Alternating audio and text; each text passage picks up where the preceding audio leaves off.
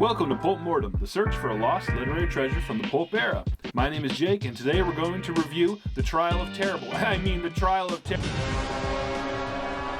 Just a pinch of subtle foreshadowing there, but first let's talk about the author. Jack Williamson, or John Stuart Williamson, was born April 29th, 1908 and died in 2006 at the age of 98. He sold his first story to Amazing Stories in 1928 at the age of 20. Once again, I'm reviewing a fairly well-known author, at least within the pulp community, but for a majority of his career, Williamson would probably be classified as a journeyman. His career was one of ups and downs, hits and duds, and was often met with criticism. During the 50s, he experienced severe writer's block and instead turned his attention to achieving his Bachelor's of Arts and Master of Arts degrees from Eastern New Mexico University. But unwilling to put writing behind him, he eventually started up again. At this point, he was viewed as the old guard amid the new wave of science fiction writers and was criticized for his throwback, pulpy style. But Williamson displayed humility, frequently collaborated with other authors, experimented with new styles, and used criticism to grow as a writer. It paid off. He finally won a Hugo and Nebula Award in 2000 for The Ultimate Earth, and is by far the oldest person to win either award. He was named the second Grandmaster of Science Fiction and is sometimes called the Dean of Sci-Fi, and has coined many of the phrases science fiction still uses today. His impressive 75-plus year career is a testament to hard work, humility, and good old-fashioned Southern grit.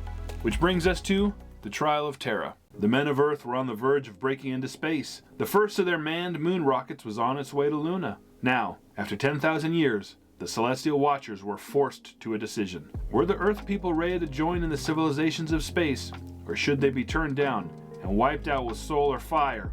The Trial of Terra had begun. The book was printed in 1962 for 35 cents. No cover artist is named, but if you squint you can make out EMSH. Huh. The cover honestly looks like Skynet 1.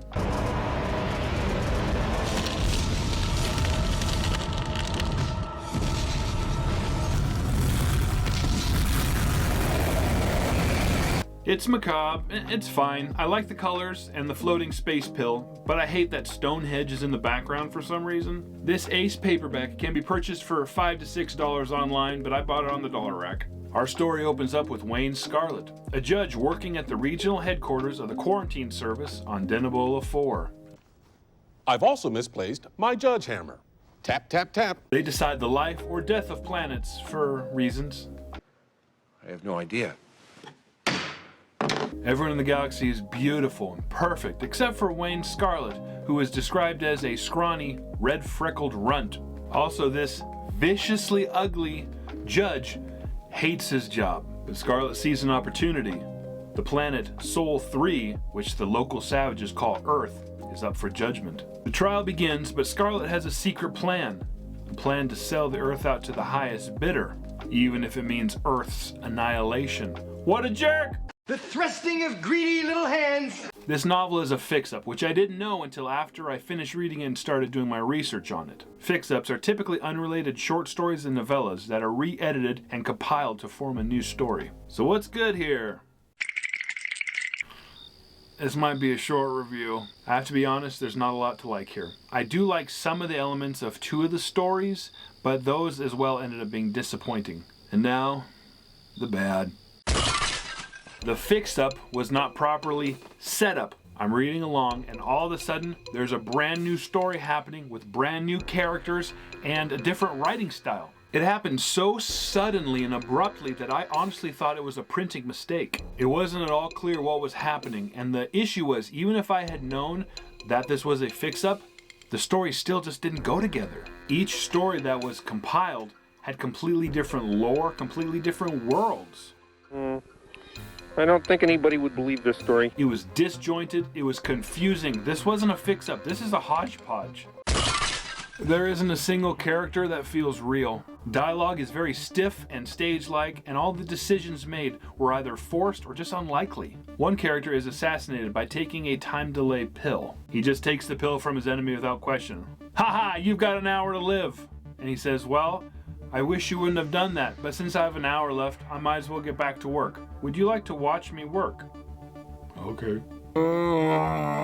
During one of the graphs, there are pages and pages without dialogue tags at all. Who is saying what? Don't think about it! I stopped caring. Space trinkets and space gobbledygook. Everything is psionic. What is psionic, you ask? I don't know, because Williamson invented the term. But we do know that if you are psionic, you want to be at least a level 5. Wrist disc. Are you tired of listening to somebody? Spin a sound barrier. Okay. Limpid psionic crystal matrix. He put the space belt in the lock tower. What does that mean? What? We don't know. I still don't. Whack. People have dust or colors or things cascading off of them, sometimes psionically. Have you seen my finder? I'm looking for my finder. We actually are told what a finder is. It is simply the geometry of psionic energy particles. What are we talking about? You're just saying words, Jack. This is just word salad. What is wrong? Whoa, what's wrong with you? What are you talking about? How's your psionic servo? This is nonsense. What does it mean? I did have some fun though. A popular recreational activity is sun diving. What is that? Is that what it sounds like? How does that happen? How do you get close? Suns are really, really big. Suns are really, really far away. In this beautiful universe, there is one other viciously ugly person other than Wayne Scarlet. Can you guess his name? Guess the ugliest name possible. You're right. Dirk Flintledge. Your face? Yeah. It's bad. There's an archaeological segment where they're digging in the desert to find Atlantis. Okay. So they use a scanner on broken pottery and rocks, and it will show them a video of what happened in the past. And it always shows them exactly what they need to see. This is extremely impressive considering how old rocks are. Super lucky, right? What? Williamson used the term retarded in the medical sense. I have no problem with that. But the more and more he called Earth retarded, it made me start to think he was in on the joke. You don't call retarded people retards. It's bad taste. You call your friends retards when they're acting retarded. Space waves. Be sure you stay on the space road, because if not, galactic drifts will wreck your ship. But by far the most ridiculous part is the sun is scheduled to be destroyed to put in a blinker. What's a blinker? Well, it's a cosmic signal. What is that? What does it do? What are we signaling? Can you put it like right here instead? Or over here? There's plenty of room here. Look at all this space. Do you know that space has a lot of space? What is happening? The universe is really, really big, so I don't think eminent domain applies here. So what's the verdict? Return to Pulp. The lack of cohesion makes me wonder if this was rushed or even re-edited at all. This isn't a story. This is a cash grab. Williamson didn't put any care into this, so neither will we. Pulp! Pulp! Pulp! I enjoyed reading about Jack Williamson. I always root for the old guys, so at some point I'll probably give him another chance. This just wasn't a good showing. Don't waste your time here, folks. Is there another Jack Williamson I should have read? Please let me know in the comments. If not, thanks for watching. I'll see you next time for The Furies.